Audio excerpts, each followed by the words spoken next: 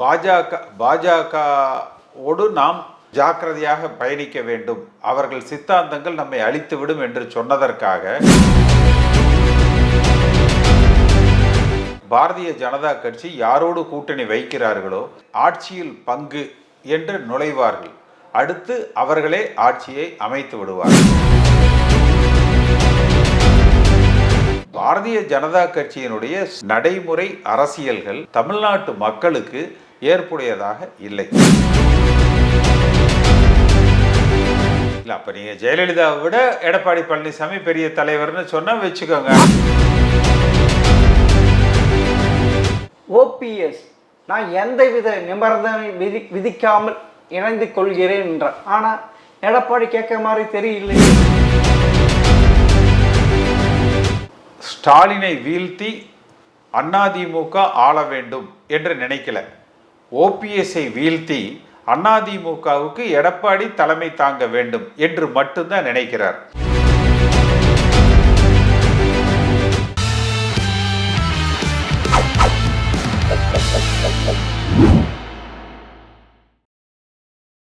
GeM TV நேயர்களுக்கு வணக்கம். அரசியல் ஆடுகள பகுதியில் அதிமுகவின் முன்னாள் பாராளுமன்ற உறுப்பினர் எம்ஜிஆர் பக்தர் கேசி பழனிசாமி அவர்கள் சந்திப்பவார்கள். வணக்கம் சார். வணக்கம் சார். அனைத்து சுகபோகங்கள் அனுபவித்து விட்டு அதிமுகவில் எம்ஜிஆரால் உருவாக்கப்பட்ட அன்வர் ராஜா இன்று திமுகவில் ஐக்கியமாகிறார். அதாவது எம்ஜிஆருக்கு எதிரியான அவங்க. நிச்சயமா அந்த முடிவு என்பது தவிர்க்கப்பட்டிருக்க வேண்டும். ஒரு வருத்தப்படக்கூடிய ஒரு விஷயம். திரு அன்வர் ராஜா அவர்கள் திமுகவில் இணைந்ததில் எனக்கு உடன்பாடு இல்லை. அது அவர் செய்த தவறு. ஆனால் உங்களுக்கு முன்னாடி இருந்தாலும் நீங்கள் ஒரு எம்பியோடு இருந்துட்டீங்க. ஆனால் அம்மா அவர் எம்எல்ஏ ஆக்கி, அமைச்சராக்கி, வக்ஃப் போர்டு தலைவராக்கி, இப்படி பல பாராளுமன்ற உறுப்பினராக்கி இவ்வளவு சுகபோகங்களை அனுபவிச்சுட்டு போனது சரியா சார்? எம்ஜிஆர் அதிமுக உருவாக்கும் போதே கூட இருந்தவர். ஆட்சி மன்ற குழுவில் ஒரு உறுப்பினர், எந்த அமைச்சர் பதவி இல்லாமல் ஜெயலலிதா. அப்படி இருக்க இது தகுமா? அவர் திமுகவில் இணைந்தது அவர் செய்த வரலாற்று பிழை. கட்சிக்கு உள்ளிருந்து பாஜக கூட்டணிக்கு எதிராக, கூட்டணி ஆட்சி என்கிற பாஜகவின் கொள்கைகளுக்கு எதிராக போராடி இருக்க வேண்டும். அதை தவிர்த்து மாற்று முகாமிற்கு செல்வது என்பது தவிர்க்கப்பட்டிருக்க வேண்டும். அதை ஏற்றுக்கொள்ள முடியாது, அதை நியாயப்படுத்த முடியாது. சார், உண்மையான அதிமுக தொண்டின் ரத்தத்தில் ஓடும் ரத்தமானது திமுக எதிரி என்று அப்படி இருக்க ஒரு எம்ஜிஆர் உருவாக்கப்பட்ட ஒருவர் திமுக இணைந்தது மிகப்பெரிய குற்றம் இல்லையா? இல்ல, நிச்சயமா தவறுன்னு சொல்லிட்டேனே. அதுல இல்ல, உங்களை மாதிரி போராடுறீங்க. உங்களை அதிமுகவிலிருந்து விலக்கி வச்சிருந்தாலும் நீங்க போய் அந்த திமுக ஐக்கியமால பாஜகவோடு நாம் ஜாக்கிரதையாக பயணிக்க வேண்டும், அவர்கள் சித்தாந்தங்கள் நம்மை அழித்துவிடும் என்று சொன்னதற்காக 2018 என்னை கட்சியை விட்டு நீக்கினாங்க. ஆமா, இன்றைக்கு 8 ஆண்டுகள் ஆகுது. இன்றைக்கும் அதிமுகவை சார்ந்தவன் என்கிற உணர்வோடு, அதே பாஜக எதிர்ப்பு என்கிற நிலைப்பாட்டோடு, தொண்டர்களுக்கான இயக்கமாக எம்ஜிஆரை நம்பி வந்த பல கோடி தொண்டர்களுக்கும் தமிழ்நாட்டு வாக்காளர்களுக்கும் இந்த இயக்கம் ஒரு பாதுகாப்பு அரணாக விளங்க வேண்டும் என்பதற்காக இன்றைக்கு வரைக்கும் போராடி கொண்டிருக்கிறார். சரி சார். அதே அன்வர் ராஜா திமுகவில் இணைந்த பிறகு செய்தியாளர் சந்திக்கும் போது அதிமுக ஆட்சிக்கு வந்தாலும் பாஜக கொஞ்சமாக கபலீகரம் செய்துவிடும் என்று சொல்லுகிறார். அப்படின்ற அவர் மனதில் அதிமுக வரும் என்று இருக்கும்போது எப்படி அதில் போய் சென்றார்? இல்லை, அது அவர் அந்த கருத்து என்பது அமித்ஷா அவர்களது தற்போதைய கருத்து, கூட்டணி ஆட்சி என்று சொல்வது. மற்ற மாநிலங்களில் பாரதிய ஜனதா கட்சி யாரோடு கூட்டணி வைக்கிறார்களோ சிறிய கூட்டாளியாக முதலில் இணைவார்கள். அடுத்து ஆட்சியில் பங்கு என்று நுழைவார்கள். அடுத்து அவர்களே ஆட்சியை அமைத்து விடுவார்கள். இதுதான் பாரதிய ஜனதா கட்சியினுடைய யுக்தி. இந்தியா முழுக்க கிட்டத்தட்ட 17 மாநிலங்களே அவர்கள் ஆண்டு கொண்டு இருக்கிறார்கள். எல்லா மாநிலங்களிலும் இதை தான் அவர்கள் கடைபிடித்த முறை. அந்த வழிமுறைகளில் தான் இன்றைக்கு தமிழ்நாட்டு அரசியல் களத்தையும் திரு அமித்ஷா அணுகுகிறார். அது அதிமுகவுக்கு ஆபத்தாக முடியும். சரி, பாஜக அதிமுகவோடு சேர்ந்ததனால் சிறுபான்மை ஓட்டு கிடைக்காது என்று ஒரு கட்டமைக்கப்படுகிறது. உண்மையில் கிடைக்காம போகுமா? ஜெயலலிதா இருக்கும்போது அது போயிடுச்சு சார். சிறுபான்மை ஓட்டு கிடைக்காம போயிடுச்சு. இல்லை இல்லை, அப்படி இல்லை. இல்லை, தனித்து நின்று அதிமுக 45% வாக்குகளை பெற்றது. தனித்து நின்று. ஆனா அது சிறுபான்மை ஓட்டுகள் கிடையாது. இல்லை, 45% வாக்குகளை பெற்றதா இல்லையா? பெற்றது. அதாவது தமிழ்நாட்டு அரசியல் களத்தில் திராவிட கட்சிகளில் அண்ணா காலத்தில் கூட இவ்வளவு பெரிய வெற்றியை தனித்து நின்று பெற்றதில்லை எந்த கட்சியும். அப்போ அதிமுக 2014 40 நாடாளுமன்ற தொகுதிகளிலும் தனித்து நின்று ரெட்டலை போட்டியிட்டு அதில் 37 தொகுதிகளை வென்றது. அதுலேயும் ஒரு அன்வராஜா ஒருத்தர். அடுத்து 2016 ஆட்சி அமைக்கிற பலத்தோடு அதிமுக வென்றது. அப்ப தனித்து நின்று வெல்லுகிற ஒரு வலிமையான கட்சி. எப்ப ஆனால் திரு எடப்பாடி பழனிசாமி அவர்கள் காலத்துல பாரதிய ஜனதா கட்சியோடு தேவைக்கு அதிகமாக இவர் உறவு கொண்டிருந்த காரணத்தினால அந்த 45% வாக்கு வங்கி என்பது சென்ற நாடாளுமன்ற தேர்தலில் 19% குறைந்திருக்குது. அப்ப 26% வாக்கு வங்கி அதிமுகவுடைய வாக்கு வங்கி கரைந்து ஓடி இருக்கிறது. இது ஒரு கவலைக்குரிய விஷயம். சரி, அந்த 2024 SDPI என்ற முஸ்லிம் அமைப்போடு சேர்ந்த கட்சியோடு சேர்ந்து போட்டிட்டாங்கல்ல, அப்ப இந்த சிறுபான்மை ஓட்டு அவருக்கு கிடைத்ததா? இல்லை, சிறுபான்மையினரது ஓட்டு கிடைத்ததா, பெரும்பான்மையினரது ஓட்டு கிடைச்சதா, ஜாதி வாரியாக எத்தனை ஓட்டு கிடைச்சது, அதெல்லாம் வேற.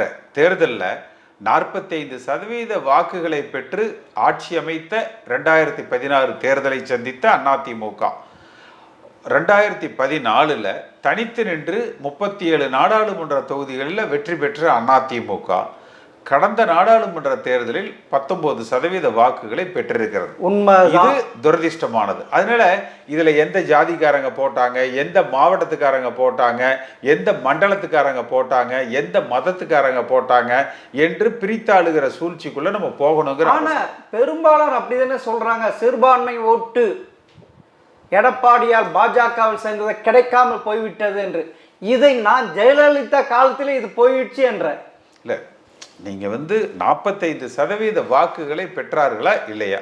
பெற்றார்கள். அது முழுமையாக இந்துக்களின் ஓட்டுகளாக இருக்கலாம் அப்படின்னு யார் சொன்னா? யார் கணக்கு? இல்ல, என்னுடைய கணக்கு. அது நீங்க உங்க கணக்கு. அதுக்கு உதாரணம் சொல்லுகிறேன். 2001 2006 வரைக்கும் நடந்த ஜெயலலிதாவின் ஆட்சியில், அதாவது மதம் தடை சட்டம் போட்டார்கள். அனைத்து சிறுபான்மையில் எதிர்ப்பு தெரிவித்தாங்க. 2004 தோத்து போட்டதுனால அதை பின்வாங்கிட்டாங்க. அப்பயே அந்த சிறுபான்மை ஓட்டு கிடைக்காமல் போயிடுச்சு அதிமுகவுக்கு. அப்படிங்கிறது உங்களோட பார்வை. இது எல்லாருடைய பார்வை, என்னுடைய எல்லாருடைய பார்வையும் இதுதான். உங்களுடைய பார்வை அப்படி இருக்கலாம், என்னுடைய கருத்து அது அல்ல. நம்ம கடந்த காலத்தை பேசுறதை விட எதிர்கால அதிமுகவை பத்தி பேசுறோம்னா அது பயனுள்ளதாக இருக்கும். கடந்த காலத்தை பேசுறதுனால நம்மால் அதை திருப்ப கொண்டு வர முடியாது நிகழ்காலத்துக்கு. எதிர்காலத்தில் அதிமுக என்ன என்பதை பற்றி நம்ம பேசலாம். சரி, 2024 சிறுபான்மை ஓட்டு கிடைக்காமல் தானே அவர் பாஜகவில் சேர்ந்து இந்து அமைப்பு கொஞ்சம் இந்து ஏற்கனவே சாப்பிட்டு இந்துத்துவம் அதிமுக எப்பயுமே உண்டு.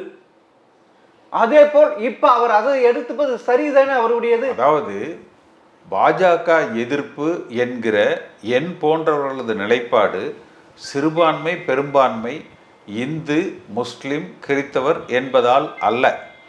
எல்லா இந்துக்களும் தமிழ்நாட்டில் பாஜகவுக்கு வாக்களித்திருந்தா பாஜக ஏன் ஒற்றைப்படையில் தான் அவர்கள் வாக்கு வங்கி தமிழகத்தில் இருக்கு.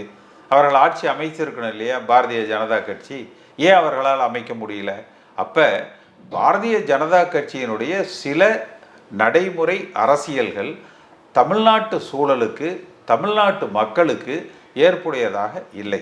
தமிழ்நாடை பொறுத்த வரைக்கும் சாதி மதமற்ற ஒரு சமுதாயம், சமத்துவம், அடித்தட்டு மக்களுக்கு பலன் அளிக்கிற வெல்ஃபேர் ஸ்டேட், அந்த மாதிரியான ஸ்கீம்ஸ், ஒரு திராவிட சித்தாந்தத்தில் திராவிட உணர்வுகளில் வளர்ந்தவர்கள்.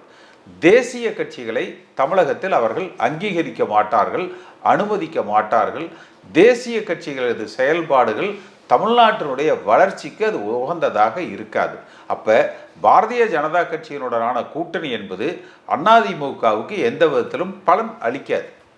சரி, நீங்கள் தேசிய கட்சிகள் தமிழ்நாட்டில் காலூன்ற முடிய ஆட்சிக்கு வரும், அப்படி இருக்கும்போது 5% கொண்ட பாஜக 2024 18% உயர்ந்தது எப்படி? அதிமுகவிலிருந்து பிரிந்த ஓபிஎஸ், தினகரன் போன்றவர்கள், ஏசி சண்முகம் போன்றவர்கள், பாரிவேந்தர் போன்றவர்கள், பாட்டாளி மக்கள் கட்சியோட கூட்டணி, இவர்களது வாக்குகள் தான். அப்போ வெறும் பாரதிய ஜனதா கட்சி மட்டும் அந்த வாக்குகளை பெற்றுவிடலை. அடுத்து நாடாளுமன்ற தேர்தல் என்று வருகிற பொழுது மக்கள் மத்தியில் யார் ஆள வேண்டும் என்று முடிவெடுக்கிறார்கள். ஆனால் சட்டமன்ற தேர்தல் என்று வருகிற பொழுது மாநிலத்தை யார் ஆள வேண்டும் என்று முடிவெடுக்கிறார்கள். மாநிலத்தை ஆளுகிற சட்டமன்றத்துக்கு தேர்தல் வருகிற பொழுது அந்த தேர்தல் களம் அதிமுகவா திமுகவா என்று தான் கட்டமைக்கப்படும். ஆனால் மத்தியில் தேர்தல் வருகிற பொழுது பாஜகவா காங்கிரஸா என்கிற அளவில் தான் அந்த தேர்தல் கட்டமைக்கப்பட்டது. அப்போனா நீங்கள் சொல்கிற வழியிலே நான் வருகிறேன். அப்படின்னா எடப்பாடி அவர்கள் பாராளுமன்ற தேர்தலில் தனித்து நின்று 20%, அதை 19% வாங்கிறதுக்கு கரெக்டு தானே? அது அதிமுக ஓட்டு தானே? அங்கே பிரதமர் வேட்பாளர் யாரும் இல்லையே, தனித்து தானே இருந்தது. திமுக வேற, பாஜக வேற. அது அப்படி இருக்கிறப்ப எப்படி ஓட்டு சதவீதம் குறைந்து விட்டு சொல்ல முடியும்? ஜெயலலிதா அம்மா காலத்தில் தனித்து நின்று தானே 37 தொகுதியில் ஜெயிச்சாங்க. ஆமாம். அப்போ ஏன் இப்போ ஜெயிக்க முடியல? எது? அன்றைக்கு பாஜகவும் இல்லை. 2014 பாஜக எதிர்த்து எதிர்த்து திமுகவையும் எதிர்த்து தானே வென்றாங்க. அப்ப அந்த அதிமுக ஏன் இன்று இல்லை? அது அன்றைய பாராளுமன்ற தேர்தலில் செல்வி ஜெயலலிதா வைத்த கொள்கை என்ன, பிரச்சாரம் என்ன? அப்படி இருக்கும்போது அது யாருக்கு எதிரான பிரச்சாரம்? பாஜக எதிரான பிரச்சாரம். பாஜக எதிரான பிரச்சாரத்தை இந்த முறை எடப்பாடி எடுத்தாரா? மோடியா எடப்பாடியான்னு எடுத்தாரா? அவரு இல்லையே. பாஜக மத்திய அரசாங்கத்துக்கு தேர்தல் வர்ற போது அவர் ஸ்டாலினை திட்டிக்கிட்டு இருந்தார். நீங்க பாஜகவுக்கு எதிர்நிலையை எடப்பாடி பழனிசாமி எடுத்திருந்தால் திமுகவுக்கு சென்ற வாக்குகள் அதிமுகவுக்கு வந்திருக்கும். அதே 2014 அப்பொழுது மத்தியில் யார் ஆட்சிக்கு வர முடியாத ஒரு நிலைமை இருந்தது. கூட்டணி ஆட்சி வருமோ என்ற இது. அதனால் செல்வி ஜெயலலிதா அதிக தொகுதியில் வெற்றி பெற்றால் பிரதமர் ஆகலான்ட்டு ஒரு கணக்கும் இருந்தது. உங்களுக்கு நல்ல ஞாபகம் இருக்கும். எல்லாம் இருந்ததுங்க. நான் இதை முதல்ல சொன்னேன். கடந்த காலத்தை பற்றி பேசுகிறத விட எதிர்காலத்தை பற்றி பேசுனா நம்ம நிகழ்ச்சியை பார்க்கிறவர்களுக்கு, தமிழ்நாட்டு மக்களுக்கு, வாக்காளர்களுக்கு பிரயோஜனமாக இருக்கும். சரி, கடந்த காலத்தை நம்ம பேசுறதுனால அதை ரீரைட் பண்ண முடியாது. சரி, இப்பொழுது உங்களுக்கு தெரியும் திமுக தொடர்ந்து ஆட்சி அமைத்தது கிடையாது. அப்படி இருக்க 2026 வெற்றி பெற்றுவார்களா? இல்லை, பொதுவான இது நீங்கள் நம்ம ஸ்டாட்டிஸ்டிக்ஸ். இது நீங்கள் யாராவது ஜோசியக்காரங்க கிட்ட தான் கேட்கணும், என்கிட்ட கேட்க முடியாது. இல்லை, நீங்க அரசியல் ரீதியாக தான் கருத்து சொல்ல முடியும். நீங்க ஐதீக ரீதியாக என்கிட்ட கேட்குறீங்க.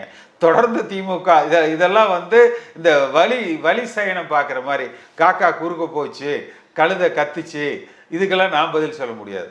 ஆனால் அப்படின்ற இருக்கும்போது இப்பொழுது திரும்ப யார் எடப்பாடி அவர்கள் வருவார்கள். 2021 10 ஆண்டுகள் ஆட்சிகள் இருந்த 76 ஜெயலலிதா பெறாத எம்எல்ஏ கூட எடப்பாடி பெற்றார் இல்ல?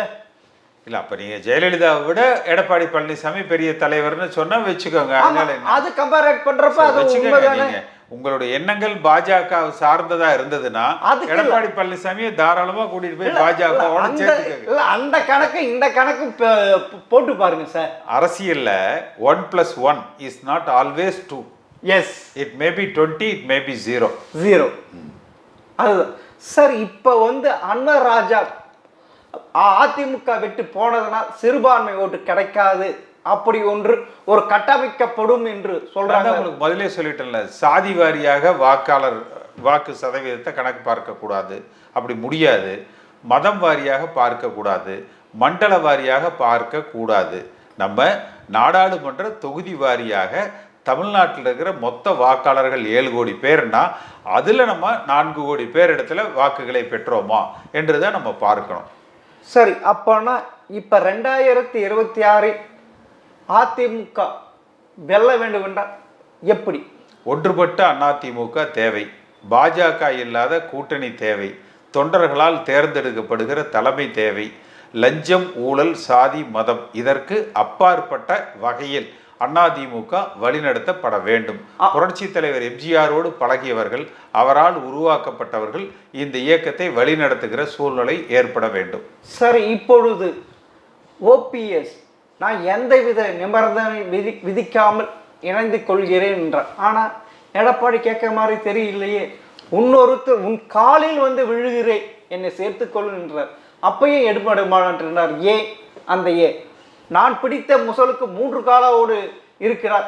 அவர் ஜெயலலிதா என்ற நினைப்பா? அவர் ஸ்டாலினை வீழ்த்தி அதிமுக ஆள வேண்டும் என்று நினைக்கல. ஓபிஎஸ்ஐ வீழ்த்தி அதிமுகவுக்கு எடப்பாடி தலைமை தாங்க வேண்டும் என்று மட்டும்தான் நினைக்கிறார். அந்த படியை கடந்ததற்கு பிறகு அவர் திமுகவுக்கு எதிராக போராடலான்னு நினைக்கலாம், இன்னொரு 1-2 தேர்தல்களுக்கு பிறகு. சரி, இப்பொழுது நீங்கள் சொல்கிறீங்களே பாஜக இல்லாமல் அதிமுக தனியாக அமைத்து கூட்டணி வெற்றி பெறணும். ஏன்னா இப்பொழுது பார்த்தீங்கன்னா பாஜக 18% அவர் இணைந்த சரிதன் கூட்டணியில் ஒரு தேர்தலில் பெறுகிற வாக்குகள் அடுத்த தேர்தல்களில் தொடரும் என்று நம்ம எடுத்துக்கொள்ள முடியாது. சென்ற முறை 18% அவர்கள் வாங்கினதுனால அடுத்த முறையும் அந்த சதவீதம் அவங்க பாக்கெட்லேயே இருக்கே, தேர்தல் அறிவிச்சா போதும் அந்த பாக்கெட்லேருந்து எடுத்து ஓட்டு பாக்ஸில் போட்டுருவாங்க என்று நம்ம எதிர்பார்க்க முடியாது. சரி, நீங்கள் அது கையிருப்பு வாக்கு வங்கி அல்ல. சரி, நீங்களே அதிமுகவுக்கு எதிராக வழக்க போட்டிருக்கீங்களே, பொதுச் செயலாளர் தேர்ந்தெடுக்கப்பட்டு அப்படி இருக்கும்போது உங்களை எப்படி அதிமுக இணைத்துக் கொள்வார்? அதாவது இந்த கட்சி யார் துவக்கினது?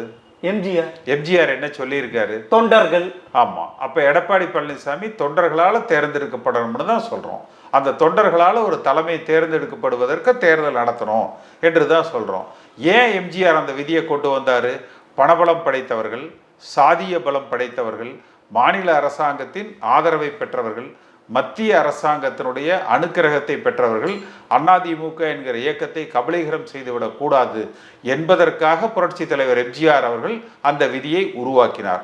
ஜெயலலிதா அம்மா அவர்கள் இந்த விதியை எக்காரணத்தை கொண்டும் திருத்த முடியாது, திருத்தக்கூடாது என்கிற ஒரு திருத்தத்தையும் உறுதி செய்தார். அப்படி இருக்கிற பொழுது எடப்பாடி பழனிசாமி இந்த பாஜகவினுடைய ஆதரவோடு தன்னுடைய சாதிய பலம், பணபலத்தால் அதிமுக என்கிற கட்சியை அவரது குடும்ப சொத்தாக்க முயற்சிப்பதை என் போன்ற எம்ஜிஆர் ஆல் உருவாக்கப்பட்டவர்கள் ஏற்றுக்கொள்ள முடியாது.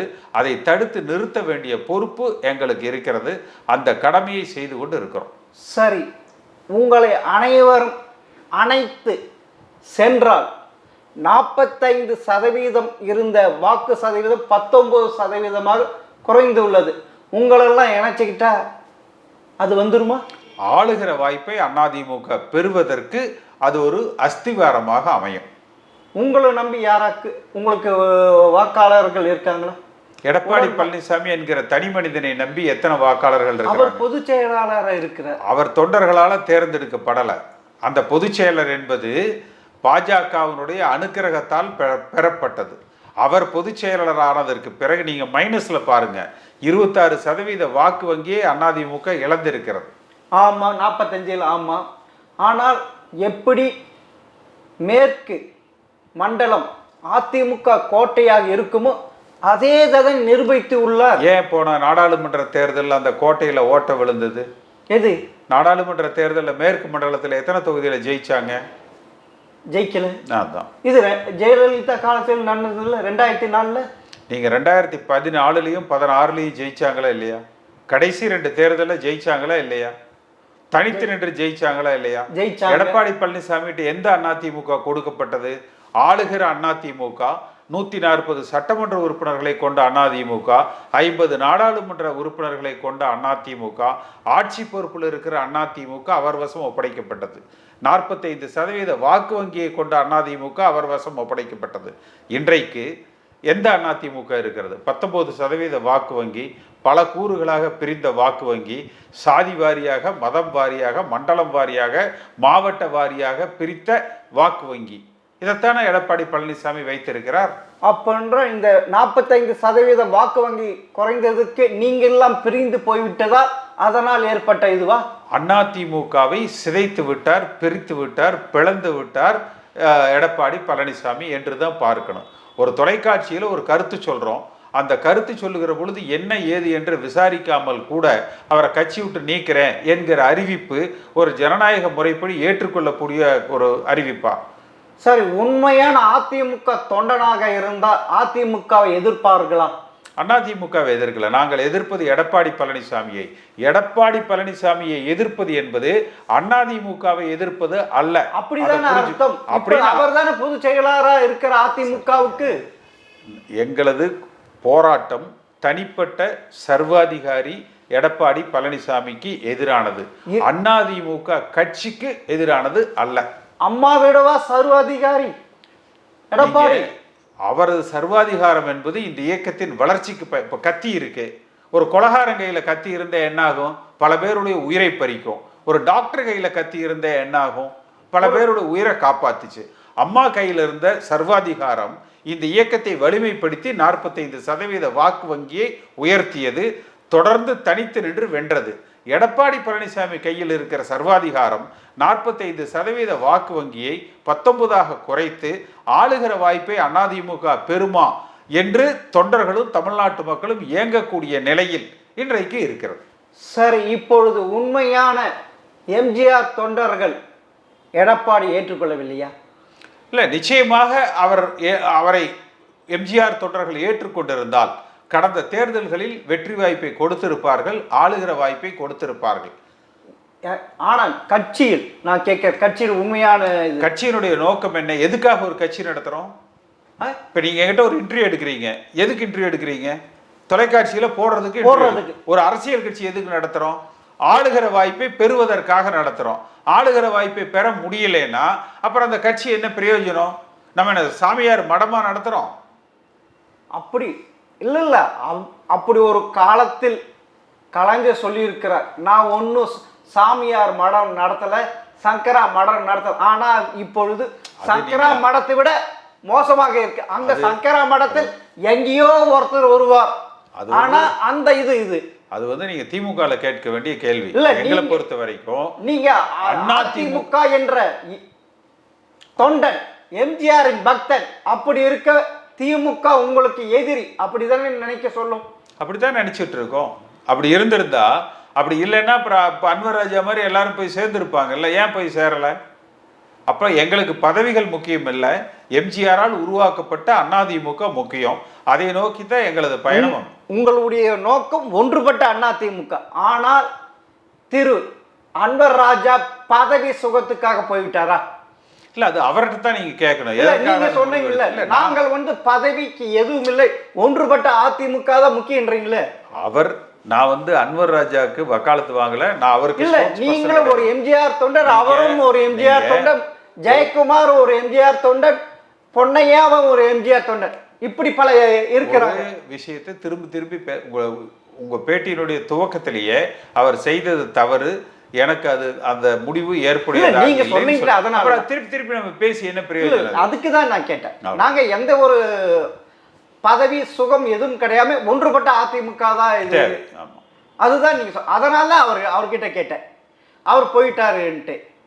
உண்மையில் நீங்க இப்பொழுது எடப்பாடி அனைவரும் ஒருங்கிணைக்க வேண்டும் என்று அடுத்த கட்ட முயற்சியை என்ன எடுத்து, இன்னும் தேர்தலுக்கு இன்னும் 10 மாதங்கள் தான் இருக்கு.